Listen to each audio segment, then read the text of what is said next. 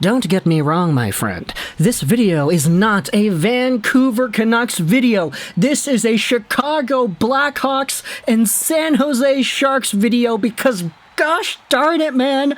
Are you serious? Are you kidding me? I know the Canucks play later today. They play in about an hour after this video is going to be uploaded. But again, this is not a Canucks video. This is about Jason Dickinson and how good he's apparently now. What the hell, dude?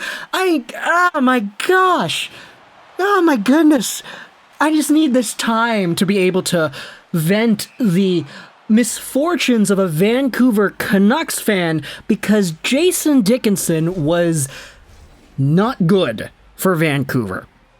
Last season, after getting traded from Dallas to Vancouver and then re-signing on a contract that a lot of people, myself included, even said, hey, this could be really good because Jason Dickinson, I mean, you go over to the profile of who this player is. He's 27 years old, 6'2", 201. Back when the Canucks got him last season, he was 26 and he was coming off a 15-point campaign with the Dallas Stars. I remember Grav. A lot of people know Grav, right? Gravite, Nathan Gravite. He does stuff for Sportsnet and on YouTube. He was like, yeah, I'm going to miss you, Dickie. I'm going to miss Jason Dickinson. Vancouver, you guys got yourselves a good one because this is a penalty-killing, face-off winning, defensively responsible guy. And I can't even recall any of the 5 goals that he scored last season. Jason Dickinson was not good, and I can't try to verbalize it anymore, just how apparently ineffective he was for Vancouver, because he just didn't do anything. He wasn't the penalty-killing, face-off winning, defensively sound guy that a lot of people thought he was going to be. The Canucks PK sucked last year, especially at the start, and Dickinson was part of that, and it wasn't really all too effective. And so a lot of people were like, yeah, what the hell's going on here? His offensive touch, while I get that he got 11 points, it doesn't really feel like he did. He didn't do much at all. And it was like, what the hell are the Canucks going to do now? Eventually, they trade Jason Dickinson away to Chicago, and they give up a second-round pick to also get the deal done. They got Riley Stillman, which is okay because they needed a defenseman with Dermott, Myers, and now Pullman out, so yeah, nice to see that going there. So the Vancouver Canucks pretty much traded away a second-round pick to get an asset that they needed to get in the first place while also getting rid of Jason Dickinson and his cap hit, which I guess makes sense in some respect. I mean, a lot of people were kind of crapping on the Canucks for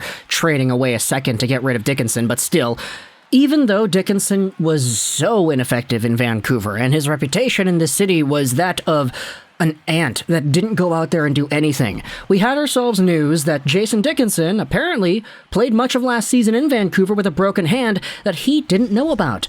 Maybe my game wasn't where I wanted it to be, but there were also a lot of things that were just going against me. I want to get back to where I was in Dallas. Because as Grav said, Dallas liked Dickinson. He was an effective player for the Dallas Stars. In Vancouver, he wasn't that. And so we have this news that apparently the Canucks medical staff and Dickinson himself, they all passed over the guy's broken hand last season. What the heck is up with that? I thought we have medical staff that get paid to do this stuff. How are you missing a guy's broken hand? I don't know, whatever, Vancouver things, right? Dickinson is still Dickinson, though, so he's going over to Chicago, and he's going to be playing on a team that's going to be tanking for Bedard, and then they play the San Jose Sharks, and then you look at the score sheet at the end of the game 2 days ago, and you're like, wait a minute, what the hell? Jason Dickinson scored 3 points in his Blackhawks debut? The guy scored himself 2 shorthanded assists, primary assists by that, and a goal. You could see on the replay, I mean, San Jose is so bad. They're down 4-0 on the season, or they have 0 wins and 4 losses on the season, so they're tanking for Bedard, and they're doing it right.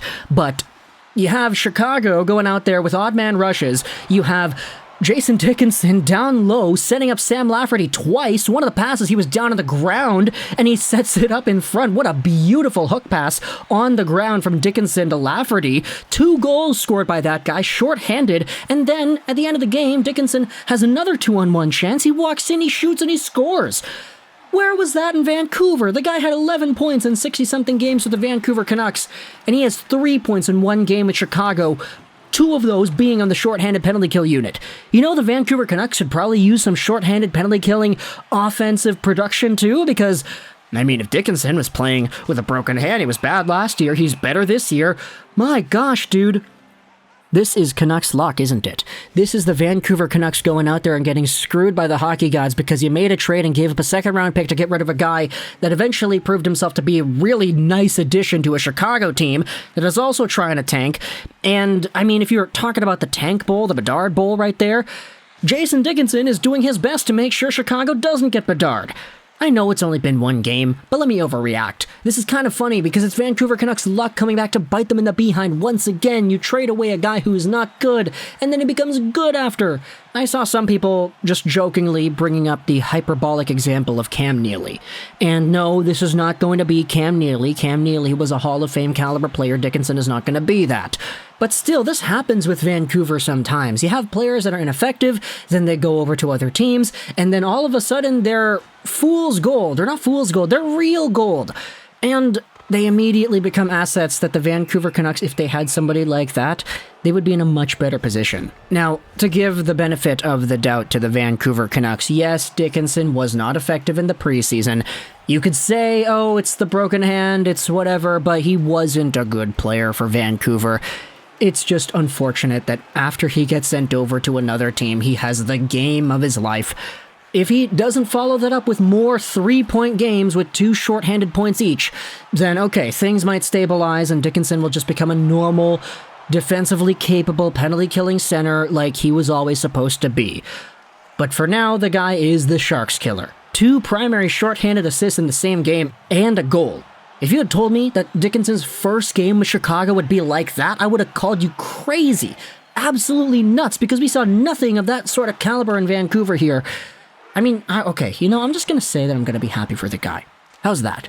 Happy for him. He's reviving his career. He's a lot better now than he was in 2021, 2022. His hand is apparently better now because, I mean, the comments made, oh, I had a broken hand last year that I didn't know about. I think it's implied that it's better now, right? So for Dickinson, good on the guy for going out there and proving the Vancouver Canucks wrong once more. Good on him for proving the Vancouver Canucks wrong and that he was worth a second to actually get rid of. The Canucks traded away a second to move away Dickinson. It was Dickinson and a second for Stillman, who honestly has been pretty okay. Like, I don't think I can say that I've expected anything more out of Riley Stillman. He's physical, he plays defensively, he can make body checks, he's okay. He's not the best guy in the world, but he's not the worst in the world either, and the Vancouver Canucks have definitely seen worse. So I guess you could just say the Canucks gave up Dickinson for free, who eventually became a shorthanded monster, and you traded away that second for Stillman, which still, that doesn't make too much sense either. Oh my goodness. The Canucks play a game in about an hour, so I'm going to watch that game. We'll make a post-game video about it, so talk to the comments all your thoughts, though, about Chicago, Jason Dickinson, the San Jose Sharks. Did he only score those points because it's San Jose? If it's any other team, do you think Dickinson is actually having some shorthanded offense, primary assists on the 4-on-5 special teams? Do you think that's a possibility? Do you think he ends off the season with 3 points in like 80-something games played? Was it just one game? Was it just this the outlier? Or do you think he's going to go out there and actually be a capable middle six center for that team? Because if he is, I'm going to be kind of ticked off because he was not that in Vancouver in the slightest, but maybe it's the broken hand. I don't know. It all goes back to the broken hand, doesn't it? Talk to the comments your thoughts about Dickinson. I hope you enjoyed this video. Sorry for being really annoying, by the way. I know I'm kind of annoying, but that's just the way it goes when I'm talking about things that tick me off. Honestly, though, I feel like that's part of the charm. That's kind of the entertainment value that these videos bring, but I don't know. You can let me know your thoughts in the comments about that as well, but I hope you enjoyed this video. I already said that. And bye.